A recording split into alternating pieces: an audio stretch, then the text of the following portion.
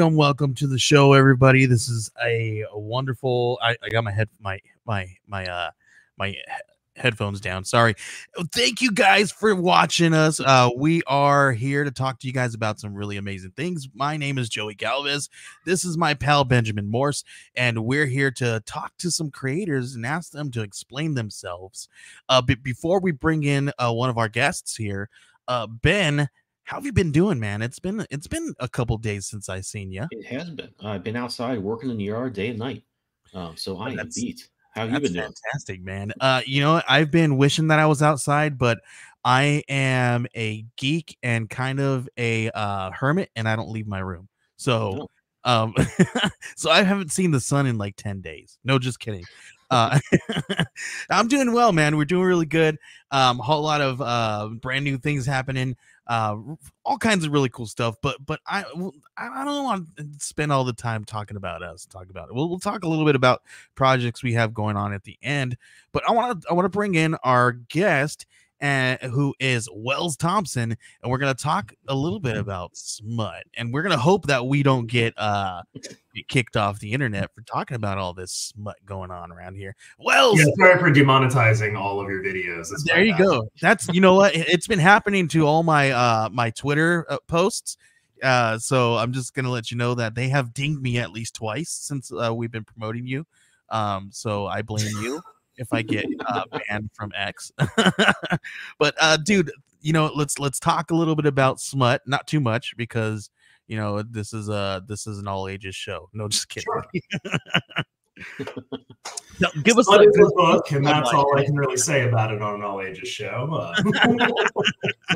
No, it's not all. It's just, let's go. Tell me the log line, please. Absolutely. Smut as a series is a slice of life erotic comedy about three friends helping each other to sort out their really messy love lives. The first issue follows Dakota, a personal trainer who is looking to change her ways and try to exercise some discipline on her first date with a hot photographer. And that turns out to be harder than she thought it would be. So it's a lot of fun. It's really funny. Delves into communication and relationships and sex and all that good stuff. So yeah. The S word. If you like books like Sunstone and Money Shot, you're gonna like this one. There you go. That's pretty. These stories are awesome, right? And because I feel like these slice of life stories that have a little bit of an NSFW kind of feel to them are awesome, right? Because you get the story driven work. It's not just, doesn't feel like some of these things. I'm gonna say it. I'm trying to dance around it, but I'm gonna say it. Some of these things are cash grabs. Right, like some of these smutty books out there are cash grabs. Hey, to each his own. If you guys love it, right, go for it. Everybody has their own opinion. Doesn't have to be the same as mine. But but these ones that have these driven stories, I feel like are a little bit stronger. I feel like I don't know. What's your opinion, Ben? I think that, well, I mean, yes, some of them are cash grabs. It seems like I've seen fewer of those in the last month or two. I feel like maybe that peaked. But what I think is cool about Smut and a couple other, we talked about Tiny Island. I'll bring that name up. It's hard to say. Tiny Island Over the Kingdom Under the Sea. I think there's a lot of commonalities with that, and it's like it's got kind of a manga feel in that it's a slice of life and kind of a little bit and not safe for work. But I think it also really plays on using those things in a smart way.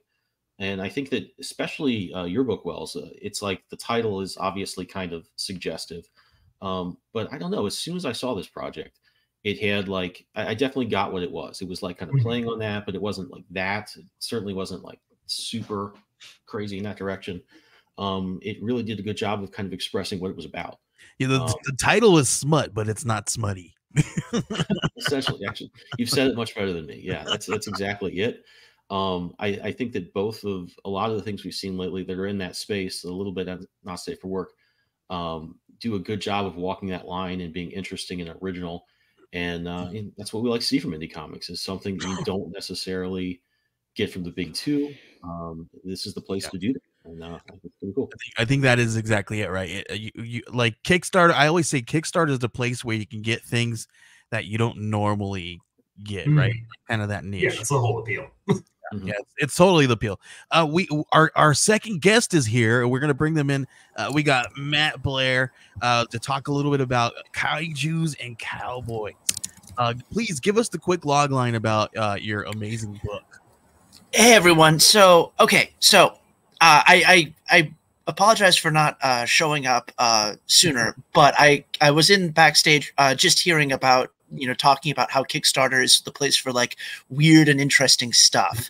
And I was like, this is perfect because that describes what we're doing. So the book that we have currently funding on Kickstarter is called Kaijus and Cowboys, which is showing up on the headline below right about now.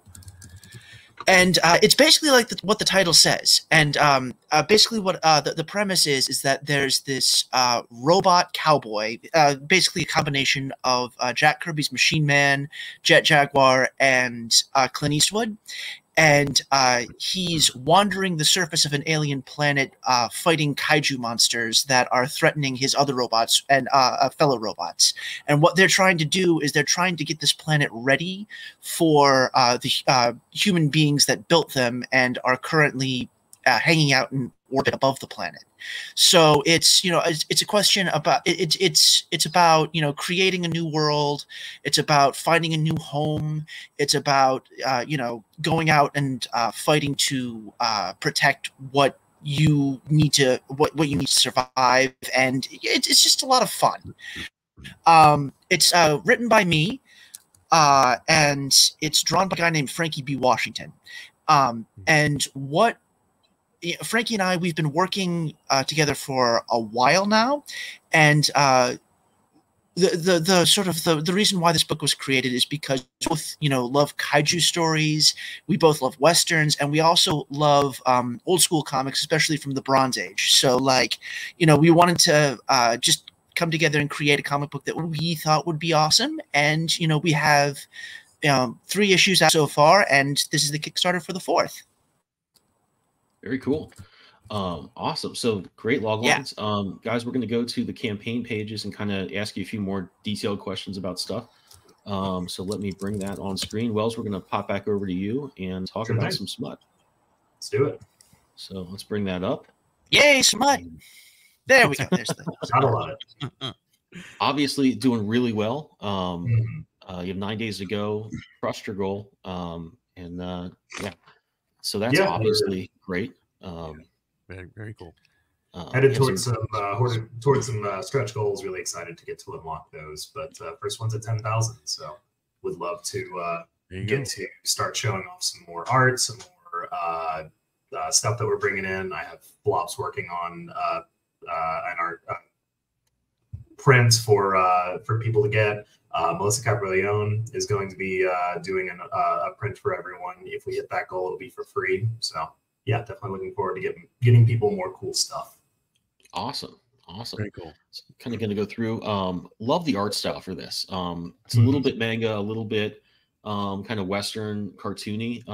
Tell us a little bit about like how you and the artist you're working with kind of developed the style you wanted to use, both for the artwork and how it's rendered, and maybe in terms of like how you wanted the layouts to be. Like, were you kind of shooting for something that was a little manga, a little Western, or did you have a real goal in mind creatively with that? I think we were maybe tapping a little bit into like the way Webtoon looks. Maybe a little bit more interesting in terms of the like panel layouts. We didn't have to like make everything perfectly square or anything, but with the whole art style, we wanted something that you wouldn't necessarily expect with this genre. That was why I sought out Bianca. Bianca Milana is the artist on this. Really fantastic. And has done some like suggestive stuff in the past, but never like fully into what I would say is erotica. We wanted to do this genre in a way that felt respectful to the characters and not objectifying. And this sort of style allows them to keep, you know, the allure of like of the sexier scenes without making every shot a fan service shot, which is what I was afraid that it would devolve into if we just, you know, picked up in, you know, if we weren't very deliberate about our art style. So no, it's good that, I mean, it's really great to approach stuff from that angle where you have a really definite, it sounds like you had a really definite vibe you were going for as far as like how explicit you wanted it to be, how much, you know, you wanted to go into the characters. And I think this is a good style that lets you, I mean, the more cartoony you are about things, the more you can kind of treat them as, I always think of things as like on one end, you have fully rendered realistic art, Alex Ross, something like that.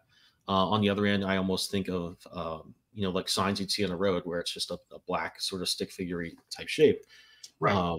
And I always say, like, to writers I work with, it's like, if you have a lot of stuff in one panel, you know, it's almost got to be so much more towards that like iconic look. You've got to make everything simple just because you're going for pure communication. And I think one thing that's cool about the art for projects like this is that if you're really deliberate about it, you can kind of really control, no matter your subject matter, you can really control the tone and go different places in your story without necessarily making your project feel, you know, super racy or something like that. Or, you know, with horror as well, you know, it's not too gory if you kind of approach it in the right way. You know, it's really smart to see that. So definitely love the artwork for this. I mean, the quality is amazing. I mean, this is big 2-level stuff, which is very cool. But yeah, well, thank you. Yeah, we are. I think it was Scott McCloud who talked about that too. Yeah. Yeah. Oh yeah, exactly. Yeah, the picture of the rendered picture of him, and then the one that's cartoonier, and he kind of said, "Look how you feel about each of these images." Yeah, that's absolutely, you know, definitely what I'm talking about. Yeah, for sure. And everyone should read those books for sure. They are definitely crash courses in storytelling and in comic creation. But yeah, no, I work on a bunch of different books with a bunch of different styles and tones, and I hold myself to a very high standard, so I'm happy to see that bleeds through, and that production quality, you know, shines through to the end product. But yeah, I want to tell great stories, and I don't want those stories to be you know, unpleasant to look at. So I'm always very, you know, deliberate in my choice of artist and who I work with, and I let them bring as much to the table as I do with the scripts. Just allow them to kind of tell the story as they do, and fill in a lot of the blanks.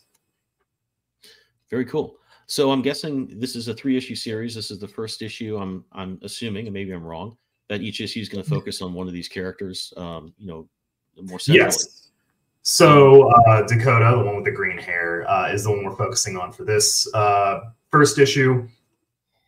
Reason being, I figured with this genre in particular, it wouldn't work to have a whole bunch of setup in the first issue and a whole bunch of payoff in the third issue. We wanted to tell the full story, or a character's full story on each issue. So a little bit more anthology style in that way. So the first issue is Dakota. The second issue is Jess. The third issue is Rita. Also helps people out if they're jumping in at issue 2, they're jumping in at issue 3. They're getting a full story. They're not you know, completely lost jumping in. Very cool. So tell us kind of. That's good. That's cool. That's yeah.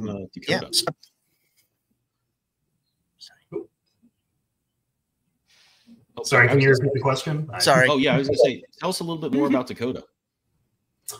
Dakota is the youngest of the 3. She's 24. Still has a little, what I would say is like the last vestige of like immaturity, in that she's really disciplined and focused in some areas of her life and really unfocused in others. So we later on in the comic, we see her apartment, and it's super kind of disheveled and tossed around. But at the same time, she's a personal trainer. She takes care of her body really well. And a big part of this story is kind of her attempting to navigate growing up in a way of saying, okay, I'm putting down hard boundaries, and I'm going to try and control myself no matter how much I want to. It's better for me in the long run if I don't sleep with this guy right away. I make the effort to get to know him first. And then we see how successful that is, which, given the nature of the story, you can probably take a guess. But no, I think that her story is really charming. And it's one of sort of misdiagnosing what the actual problem you're experiencing is. We see in the sample pages, she talks about kind of accepting sort of a low quality of guy that she's going out with and thinking that that's normal, and sort of misdiagnosing it as her own behavior. And throughout the comic, she kind of has to learn that, oh no, it's okay to be forward with people who are worth it. It's more important to be able to determine who's worth your time at the get-go, rather than commit to it and say, okay, well, I guess I'm going to get something out of this. I love how clear the stakes are in the story you've set up. I mean, it's so important to tell a complete story in an issue, especially, you know, when we're trying to sell these things on Kickstarter. It's really difficult to stand out, but I think also the fact that people are you're generally seeing like passion projects, which is great. It's also kind of tough sometimes to rein yourself in and give people a satisfying chunk of story, but also, you know, define the boundaries of that story and make sure that each issue is kind of an up and down complete story, has the right momentum. And I think the stakes you set up are really good for a single issue that gives you like a total story. So I think that was a really smart call to, you know, to kind of set up the groundwork of it that way. Yeah, this is definitely a story that I only could have written with 3 or 4 other projects behind me, of having made the mistake of, you know, shooting for the 15 issue epic and the one that's going to branch out into a million different spinoffs, and realizing that sometimes it's better to go smaller. Sometimes it's better to invest people by telling a complete story. So yeah, I'm looking. I really love this story. It's not like I had to rein myself in too much in order to tell it, but I think that this is a story that sort of shows maturity on my end for not being one of those things that promises 100 issues in a whole extended universe or anything. I just wanted to get in, tell a completed, satisfying story, and get out.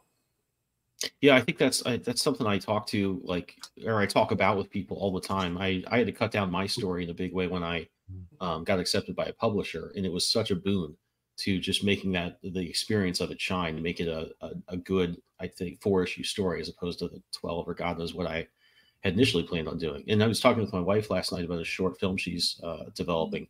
She kind of decided to take one of the subplots out. That was a pretty important part of the story. And I think you're going to be very happy with that decision. Like, because I think people, especially when you develop something you've been working on a long time, it's hard not to see it as the bigger version, the sort of director's cut version you want to make. But I've always found that when you take things out, you're not really truncating the story or leaving things out. You're leaving room for other things to happen, be that good pacing or character moments or atmosphere. You're almost giving yourself room to let those things into the story, and they're really important. So I'm always in favor of like paring down the story, the absolute essentials, and then kind of expanding on certain points if they need to be expanded on. I think that's a good way to give your reader, you know, stuff they came for. Be that, like I said, atmosphere, longer character beats. It just gives you room to really build on things as an artist and a writer. I agree. Let's look through Kaijus and Cowboys a little bit and talk a little bit about Matt's project. Yes. All right. So yeah, Matt, tell us a little bit more. You gave us the kind of the opposite of that. Obviously, a little bit bigger. So tell us a little bit more about this. A little bit, yeah. We have this on screen. Yeah. So, like I said, we've planned this as a 12-issue mini series. I know we just got started. We just stopped talking about placing limitations, but this is limited. Believe me, this could have gone on for hundreds of issues. But you know, like we said, making the conscious choice to cut things down is something we did. And so, you know, and we did it in the name of being able to tell the best story we could. And, you know, whereas Smut, which looks fantastic, by the way, you know,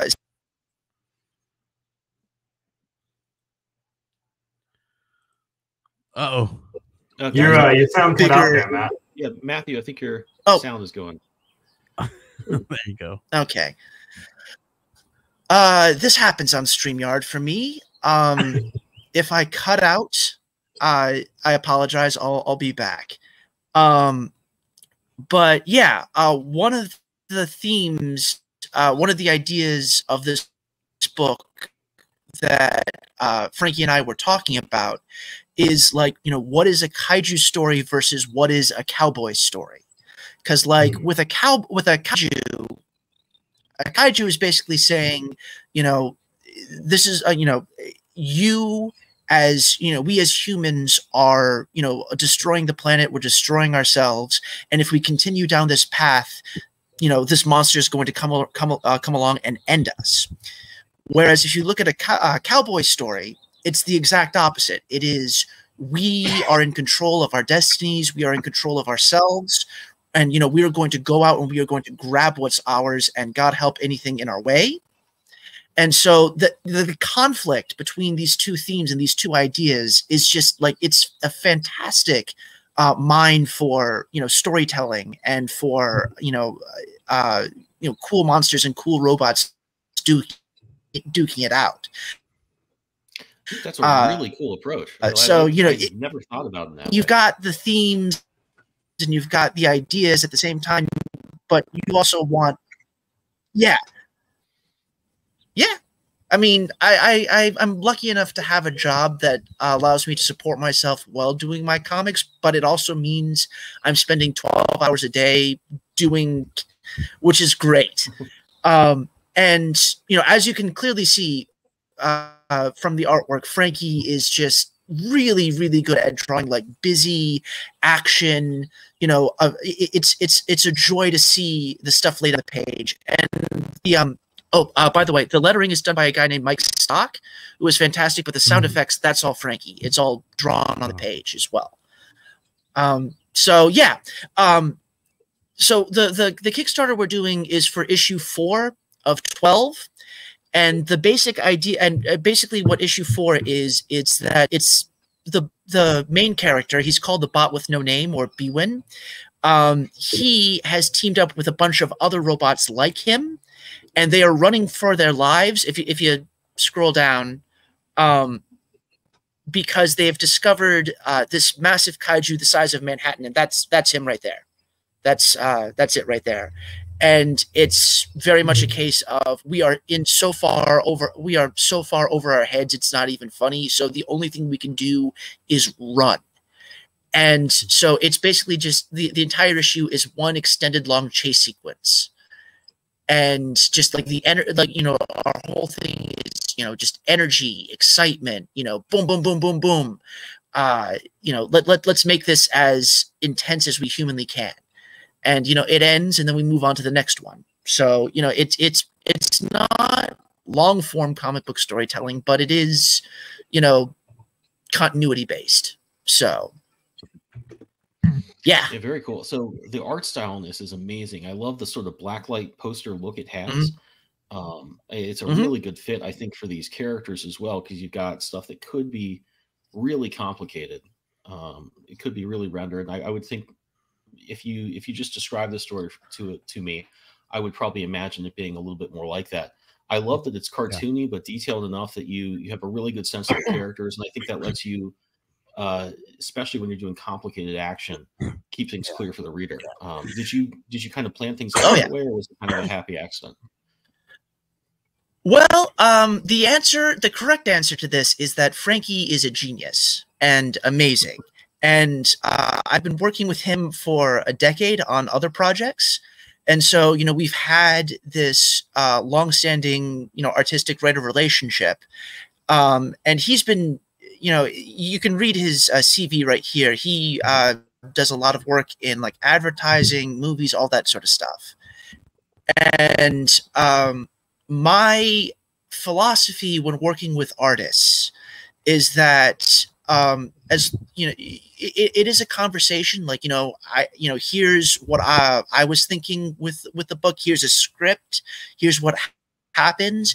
Anything else, everything outside of that, it's your purview. Like, what do things look like?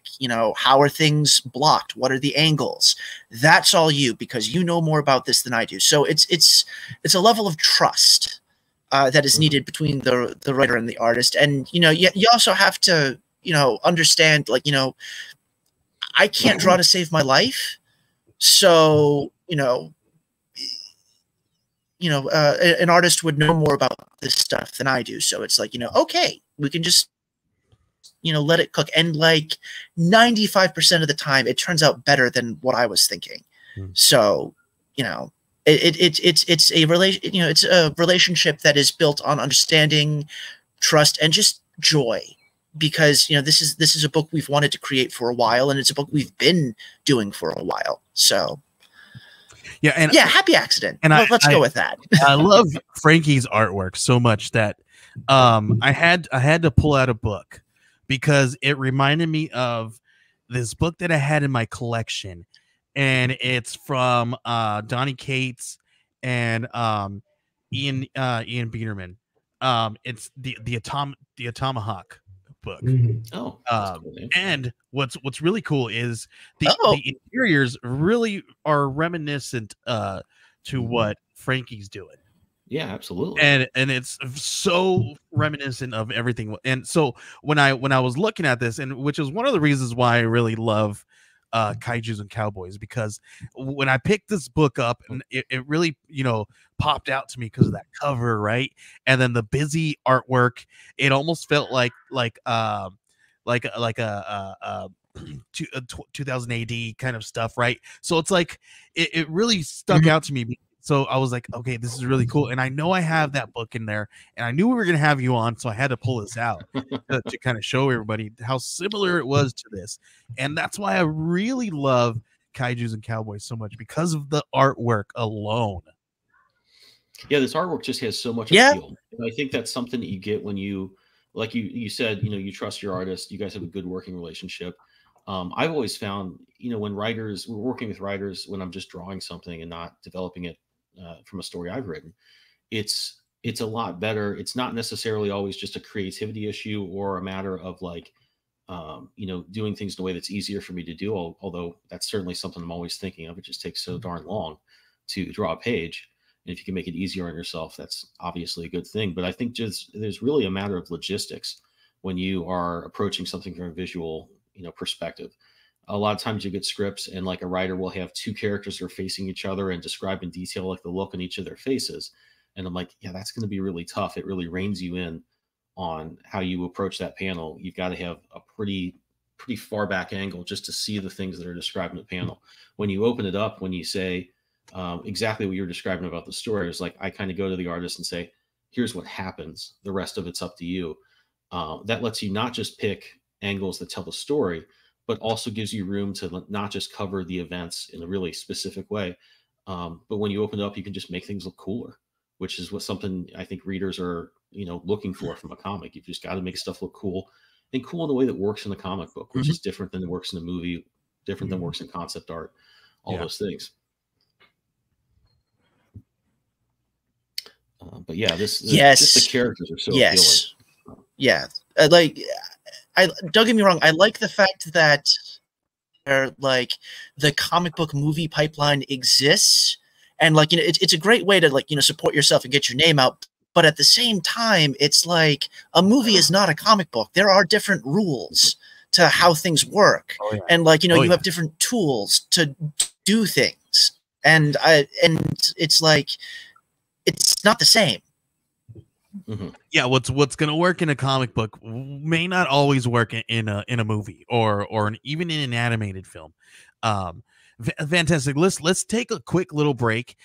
we're gonna hear from one of our sponsors, All Ages of Geek, and after the break, we're gonna talk to you guys a little bit about the marketing aspect of this and putting this book into market and why Kickstarter and how you guys broke down all these different tiers and items to sell to everybody. So let's go ahead and go right to that break.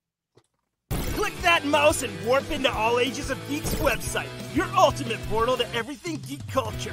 Here you'll find articles that speak your language, from the latest anime buzz to the coolest tech trends. Our mission? To celebrate geekdom in all its glory. Whether you're a gamer, a comic enthusiast, a 90s kid, or an anime aficionado, we've got something for you. Dive deep into them with All Ages of Geek.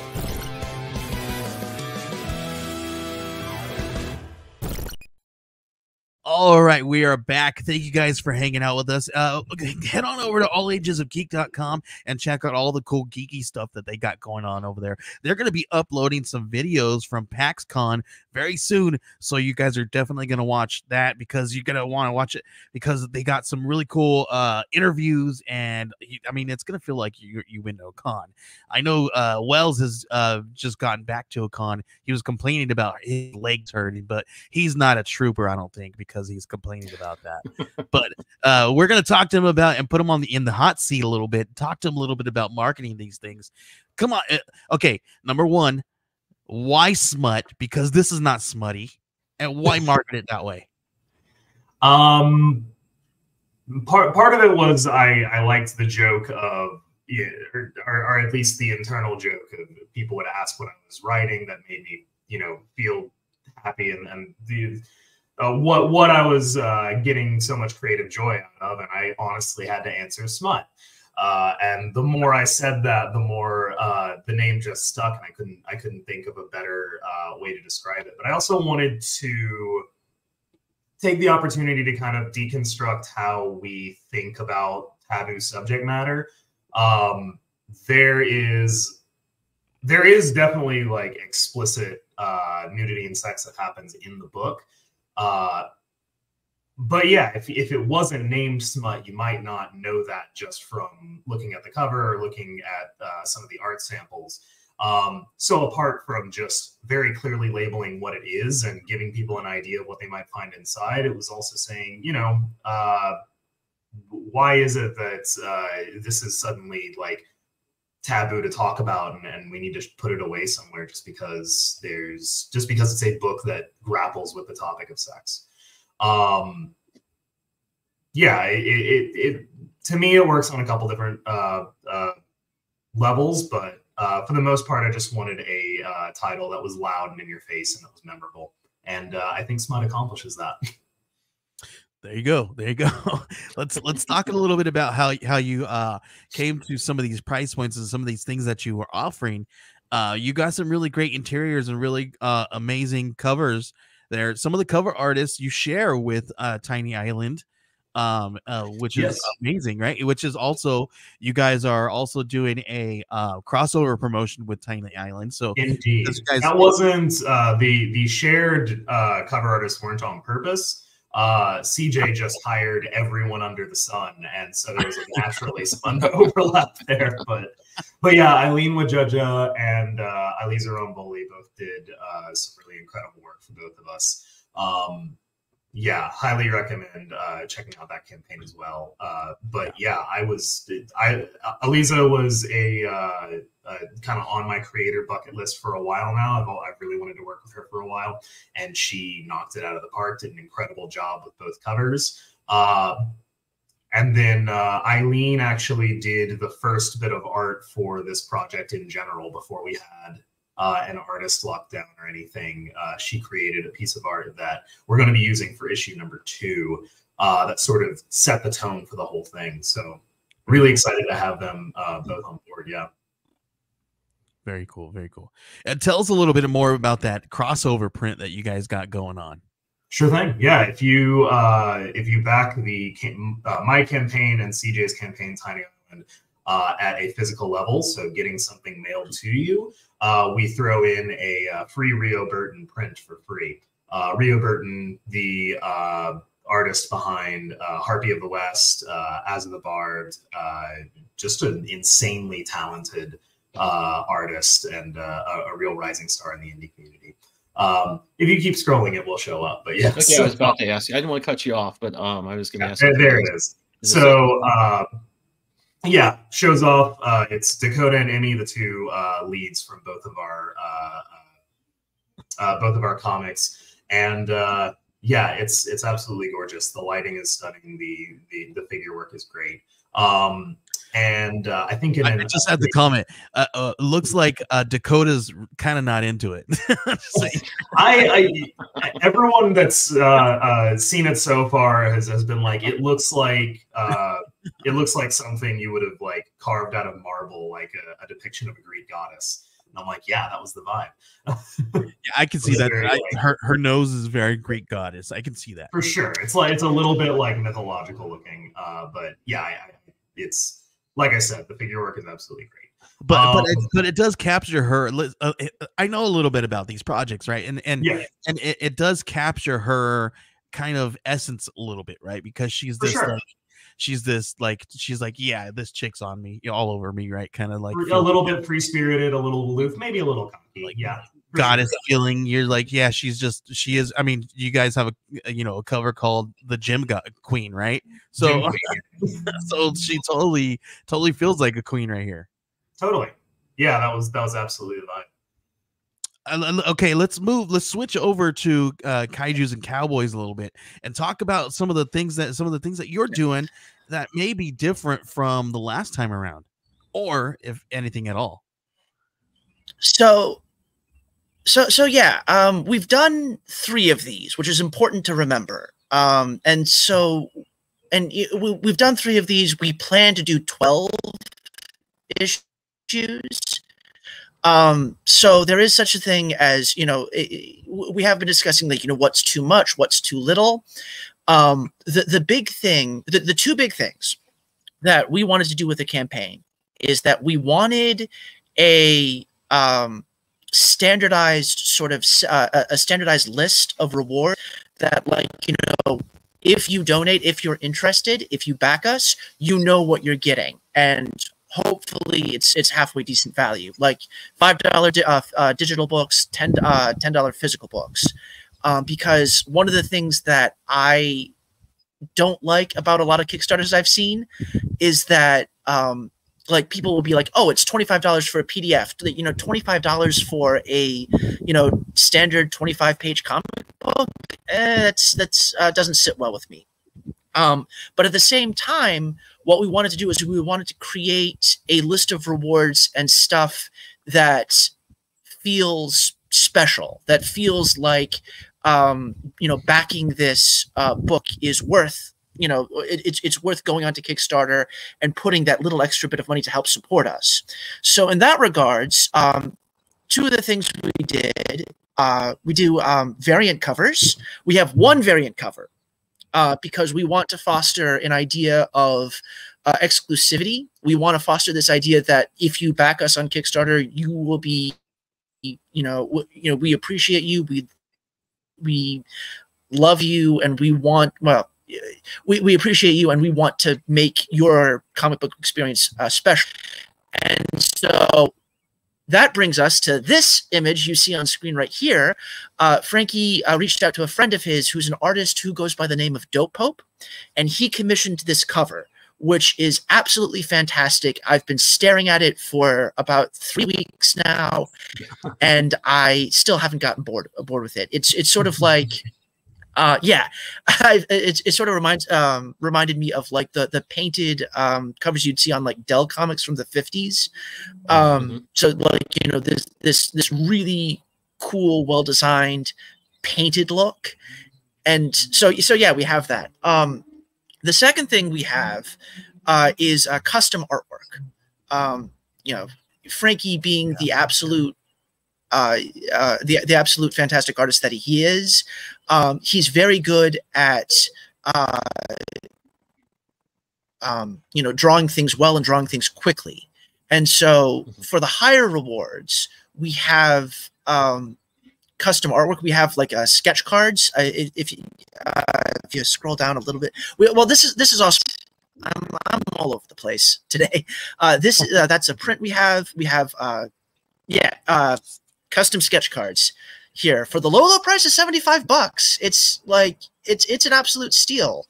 And for a little bit extra, you will also be able to get a custom cover for yourself as well. So like giving the backers the sense that, you know, this is mine, I own this, and no one else does. And that's something we want to do. So like you can get a sense of the scale here because he's holding one of the cards as well. Also, incidentally, I forgot to mention the sketch cover, the variant cover that we have. It is only available for the Kickstarter campaign. So once this campaign is over, it's gone. So, you know, if you like what you see, this is it. I hate getting all high pressure sales tactics here, but that's what this is. And so, and the final thing we have is these mystery packs. It's the highest level reward tier we have. It's basically just a little package of, right here, 5 items per pack. It's from sort of Frankie's personal collection. You don't know what you're getting. You might get a special patch that's never seen the light of day. You might get custom artwork. You might get a special trading card that will only be available for here. You don't know, but it is something that is worthwhile, and it is something that is exclusive, and it is something that is special, and it's also something we're only offering here. So, you know, that's such a great idea. I want to. So, how are those doing? Are they doing well? Because this is one of those things that I was like, that is a really smart thing to do, especially if you are a creator who has multiple projects that you have kickstarted and you have built up a base, and you have people who really love your swag and all this random stuff that you guys got that put in these different things, right? And there's times that we have extras left over from the campaign before, right? So you're like, what do I do with these? I don't want to like offer them again, and people are going to think that you're recycling stuff, so just give it to them for free. But this is a good way to kind of just, you know, make it a little fun little thing. Hey, you might get some stickers from the last campaign or things of that nature, which is really, really smart to do to get rid of some of your back stock. Yeah, that's true. We also have coasters that we're trying out. Which was the picture that we had. Yeah, like, you know, getting rid of backstock is a thing, but at the same time, it's like, you know,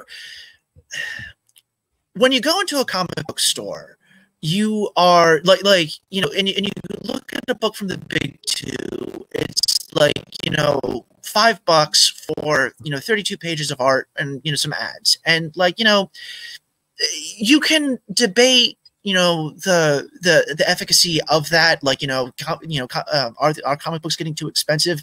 Well, you know, maybe, but at the same time, like the paper and like the printing quality and the artwork is getting better. But like, you know, that's comic book fans can expect. And then you go to something like crowdfunding, you know, that doesn't have like, you know, the bulk discounts you get from, you know, Marvel or DC printing thousands of books. Like, you know, we can't do that. So as a result, our prices are higher. So, you know, and yes, there's some understanding with that, I think, with fans, but at the same time, it's like, you know, make it special. Because, you know, we're asking people to, you know, take, you know, 25 to, you know, $50 to, I think our average donation is like $30. You know, we're asking people to take more of their money and give it to us, for, you know, something that's not proven and something that's, you know, not as big as, you know, Batman or Superman. You know, we're asking people to take this chance. So it's like, oh, you know, let's make it worth their while. But you know, that's, you know, my thoughts on the subject matter. So I mean, to answer your question, in regards to how the packs come, yes, we do. I believe we do have a couple backer. I think we have like one backer who got the mystery pack, but yeah, the trading cards and custom covers, they sell really well. I love that. I love that that's one of those things that we're always talking about. Like, you know, try something new in your campaigns, right? And we're Ben and I are always talking about doing stuff like that. So I love the mystery packs. I love the you know, the custom covers, hand drawn covers and things of that nature, which is really fun to do. What Ben, what are some of the things that outside of the box that you've done in your campaigns that you've found that have done a little bit more well than you thought you have in the past? Well, the thing that comes to mind, I mean, what you're doing here, Matthew, is really smart. I love the custom cover idea. I don't think I've seen people do that before. It's the first time I've come across it, so that's really cool. But this actually does kind of go with some of the things you're saying about exclusivity and having to offer something special. Is actually when I worked with Zoop on my campaign for We Are Scarlet Twilight, they asked me if I'd ever thought about selling digital prints, because I'm all digital, of a page. So it'd be sort of like the experience you get from having an original art page. And they said, you know, we've done this with a few campaigns. You print it out. They had a source for creating these. They print them out 11 by 17. They'd have kind of a certificate with my signature on it saying, like, this is the only time I'm going to print this page. So it is one of a kind. It is special. I didn't think those would do very well at all. I thought, like, I don't think people are that into like a printout of a digital page. Those did very well. I was really surprised by that. It's really interesting because I have a couple of I have a whole I was digging some stuff out looking for that comic, and I had gone through I have a ton of 11 by 17 art prints. Like, they're prints of artwork, and people do buy them. And they like to put them in their frames and put them on their walls, right? Because it's not the actual original art, but it's the print. It's decor, right? Essentially. So I mean, that's smart to do it, right? But how do you send it, right? Now you got to deal with the tubes. Now you got to deal with it. Like, I understand, like, Zoop, you know, might have a little bit more money in the bank to kind of have some tubes laying around, right? But people, like, on a level like where we are, we don't have that stuff, and we don't have the budget for stuff like that, right? So we have to kind of think these different things out. So one of the biggest things, and here's a tip that I really like to give to, before we head out of here, the show, we got 10 minutes, is think out your tiers before you put it on the page, right? So I like to go into Google Docs, and I, you know, send it all to my whole entire team, and we work on the and I call it my working doc, and I have it, you know, nice and organized out to where we have the log lines, we have the teams, we have the rewards, and we have the items list and the rewards list, and then we also have add-on list and stretch goals, and then we itemize every single one of those out, and then we kind of go in there and tweak the price points, right? And literally by the time that this thing hits the page, it's probably been changed at least 5 or 6 different times. You know, so I'm thinking and strategically thinking, taking things out, putting things in, and changing them to different price points. So always use a document before you put it onto the page, because you're just going to have a big huge headache putting it on the page first and then going and changing everything out and dealing with it there. It's always best to work in a document first, and then transfer all of that stuff to your page once it's finalized, so that you only have to put it onto the Kickstarter page once, because there's been many times where I have made mistakes and missed some things that I had on there before that we had changed, and people had backed it. And when people back those things, you can't go and change it or alter them. So you have to give them what's on there, right? So if you made a mistake and you had this whole entire thing planned out, and they backed it, now you messed up your whole entire thing, right? So be sure that you are sure of what you're going to put on that page. And I like to only put it up there one time. And I know, and the reason why I do that, again, I'm going to reiterate it, because when I put it on there, I know that it's going to be my final. Everybody signed off on it. Everybody agreed onto those price points. And once it goes onto that page, it doesn't come back off.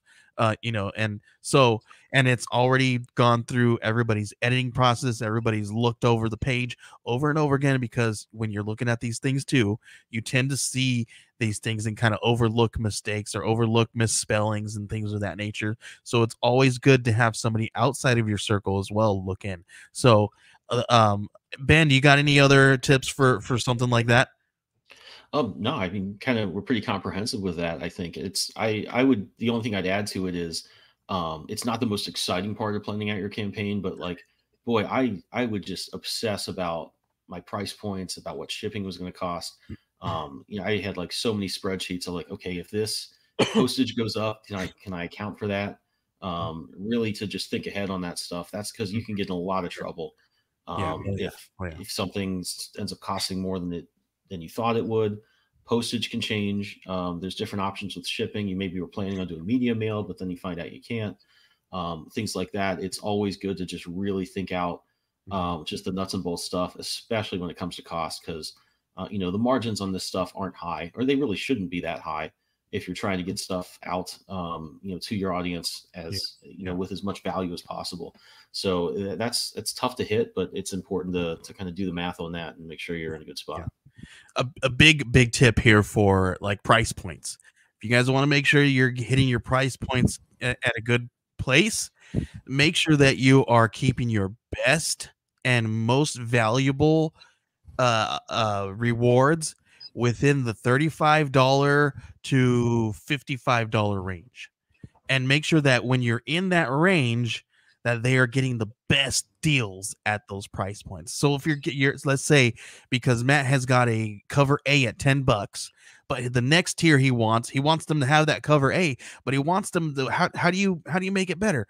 Well, keep the cover A. Also, you know, why not give them a digital deluxe, which is not $25, right? But it's still, you still load them up with like 5 or 6 different digital rewards, right? And then you keep that like at $8, because people will pay for $8 if they're loaded up with like 10 different digital rewards. So I don't know why. The more digital rewards you give them, the more they will pay, but they won't pay any over $10 or anywhere near there. So $8 for a digital deluxe is kind of the sweet spot that I've seen.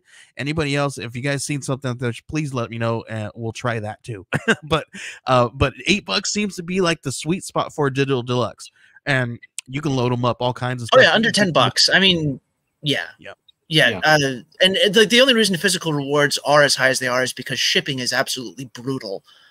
Like, so yeah, I mean that's about it. And it's like, I think the difference between physical and digital is like, with digital you can, you know, with physical you can, it's convenience versus exclusivity. Because like with a physical book, you're holding it in your hands, and it's like we've had this conversation for decades about, you know, digital comics versus physical comics, and I like both, but like, you know, it's a different experience, and right, yeah, and it is, and people are willing to pay a little bit extra for the sensation of holding it in your hand and being able to say, you know, I own this. You know, this is mine, and no one can take it away from me. You also don't want, which is a thing that has happened. Right. Yeah, but you also don't want to leave anybody out, right? You don't want to leave out just your digital backers, right? Digital backers are usually people who, if you're based in America, your digital backers are mostly probably going to be overseas backers. So that too. So you're going to want to make sure, right? Because shipping. So you want to make sure that your digital rewards and your digital tiers are just as valuable as it would be if somebody was getting a physical reward, because you don't want to leave out your digital backers, your overseas backers who, hey, getting a book, paying some good money for it, probably paying more than twice than what any of our other backers are paying in a campaign, and then getting it and it's ruined, and all they have to do, and all they rely on is that digital copy to read it. But you know what I mean? So load them up with whatever, like, it's not going to cost you more to send people digital stuff. You can come up with all kinds of random digital things to send to them and load them up to make them feel special. So it doesn't take a lot, right? So that's one of my tips. You know, here's I guess if you guys are gonna walk away with something, keep your price points within $35 to $55 range, and then keep your digitals anywhere. If you're gonna have a regular standard digital, maybe about $3 to $5, and then $7 to $8 for a digital deluxe. Load them up, even with some podcast episodes, even with episodes where that you were doing an interview. Ask for people to send that to you, and what are they going to do? If they don't send it to you, send a link, and then you can have, there's another digital reward, or you can, you know, sit back and you know, send them special things. Like the ideas are endless. But before we do get into the weeds there again with all this other stuff, we do have some things that we want to talk about before we get out of here. Ben, you have a small list of some of those things that we were going to be talking about before we go. We're going to go just a little over our time, but you had a couple other, there was a couple ones. There's a Puff Puff parent, because our friend Michael Miller was supposed to show. He had some family issues. So make sure that you guys are checking this one out. This one is the budding narrative. This is a father who is a former DARE essay winner, and he was prescribed medicinal marijuana. And what happens when basically your Danny Tanner is prescribed medicinal marijuana? Well, he becomes a better person. He's a better father, better husband, better lover. No, but that's smut. That's the wrong comic. Smut. This one's about weed. So make sure you guys are checking this one out. Come on, guys, we're almost to 420. Come on, make sure you guys help us get to 420. Come on, please. 420, 1420 is the goal. We have 21 days left. Seriously, grab this one. There's a really cool homage that I kind of did some work with Lane Lloyd on. It's a cover of it's a homage of The Chronic. If you guys are you guys like Dr. Dre, this is a homage. This is Lane Lloyd did the artwork. That's cool. And then I did some of the dress there for you guys. So make sure you guys are getting this one, please, and make sure you guys get our cover too. But please check that one out. And then we Ben's got one coming up soon too, but we want to talk about Zeta Galaxy Outlaws. That one is not live right now, but that you guys can, all you guys got to do is just click save, click notify me on launch on this one, and that's all we need you guys to do. So if you guys can get us, we want to get 100 people on this one. So if you guys can get us there, we're gonna launch this thing in a little while. I'm not gonna tell you when, but this is gorgeous stuff, man. Oh yeah, I've seen the interiors for this. Kenneth Lasker is cooking on this one, and you guys are gonna want to put your plate out there and get some of this food. Straight up, this thing is Space Western. Yes. Oh my gosh, Space Western.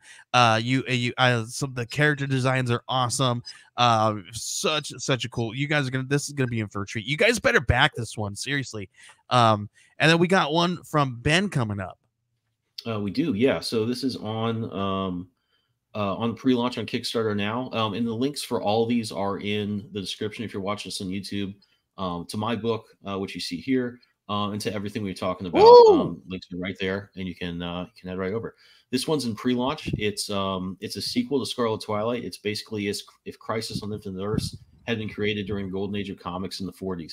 So it's got all that kind of pulp, golden age vibes to it, but also your big continuity shattering, galactic scale adventure. So if you're into that Ben's stuff, best work, guys. Check that one out. This is Ben's best work. I'm telling you guys. So far. And then I love that. I think that's oh, thanks, man. So sorry. Did you make is that a landing page for the campaign, or? Yeah, that's kind of my what is that? So I wanted to do something that was just like a promo image, basically. And I think that's something I've seen other creators talk about doing, is doing an image just for your launch, your 16:9 format. It's not necessarily a cover. It's great if your cover works for that. But I wanted to create something custom that just really got across the selling point. I think it's important to really be like, not necessarily simplify your story, although that's good to do. But when you're looking at your pitch, and I think in this instance, I'm saying just the image of it, I think it's cool just to be like, hey, what are you going to get here? And like, so I wanted to. I'm also going to convince him to get to print it out as an art print so that we can sell them. Oh, I'd love to have a poster of this. Yeah, absolutely. Because I wanted it to look like, I'll bring it back up. I wanted it to look like kind of an old propaganda poster a little bit. So it got kind of some World War II era design elements in there, but I also wanted to make sure it looked like, hey, it's not going to look like an old comic. It's going to be a little more polished. And my approach for Scarlet Twilight's always been like, what if you went back to those Golden Age comics and they were just like really good? Sometimes, you know, you like the vibe of them, but like the art's a little dodgy, the stories are weird and kind of racist, and you know, there's a lot you don't like there too. So, you know, I wanted to make it's sure like the cover of a Golden Age comic. It's not the interiors were rushed because they were doing like 5 pages a day. Yeah. So, yeah. Right. Oh yeah, there's stories. I think Jerry Robinson, who created Robin, and I want to say the Joker as well. He'd write like, oh yeah, I had this breadboard my mom had, and the only time I could draw was when she wasn't cooking because it was depression and we just had nothing. Oh man. I mean, they were doing it under the worst circumstances, freezing cold apartments, all that stuff. So, I certainly wouldn't hold that against them as far as how the quality of the artwork, but is what it is. Definitely. Yeah, because Go ahead. Well, yeah, I was just gonna say because like that looks like it would make a really good landing page, because as much as I love Kickstarter, like the pre-launch pages format that they have set up, it could use some personalization, I guess, because like this looks cool. Zeta Galaxy Outlaws looks cool, but I get the sense that there's something more beyond this, and like, but you know, that's just me. That's just me, but. But yeah, no, that all of this looks really cool, especially the Puff Puff Parent and Scarlet Twilight stuff. That it all looks good. And Smut, I mean, that cover, man, holy crap. Yeah, I do wish that Kickstarter would allow us to have like a small little mini pre-launch page where people can actually not really scroll through the items, right? But they can scroll through the story section at least and learn about. Here's this book. Here's what it's about. Yeah, get you, pull you in. Maybe you can have a little video, a little trailer inside there too, and give us a little. Just listen. All they have to do, guys, is give us tabs. Give us tabs in there, and then we can build our own pages. People can click on them, and then all you got to do is make sure that one of those tabs is a story tab, and allow that to be available when people can click. Notify me on launch, and then they'll be able to look through that, and then it unlocks the other tabs when it goes live. How, you know, whatever. So hey, Kickstarter, I'm gonna give them a call right now. Yeah.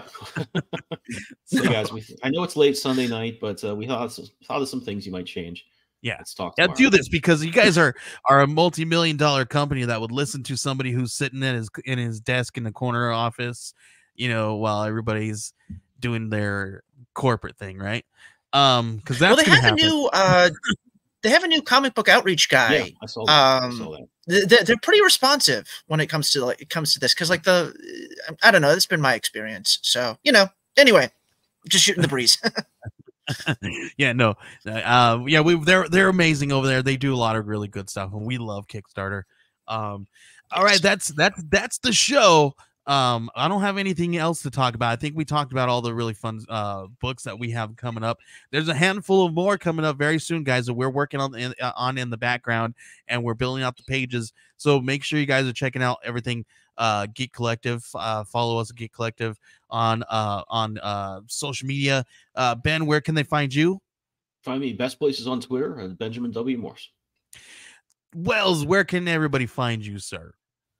Twitter is the easiest place, regretfully. I'm at Wells Thomp, as you can see down there. I also have a Substack at Comics, Cats, and Cocktails, where we talk about all that stuff. And if you want to find me through my website, it's wellsthompson.com. And Matt, where can everybody find you? Twitter, Facebook. I just opened an Instagram account under the name Cambrian Comics. We have a website. We have a newsletter. My Twitter handle's mblair112. Fantastic. And Thank you for follow Frankie. I'm sorry, go ahead. And and follow Frankie, Frankie B. Wash all one word at Twitter. Yes, and Instagram. Frankie's such a cool person. You guys are definitely going to want to follow Frankie. Amazing work. Fantastic artist, fantastic human being all the way around. Please, guys, we thank you guys for hanging out with us and enjoying this episode. We enjoy all these creators that are on here. I appreciate you guys every single week.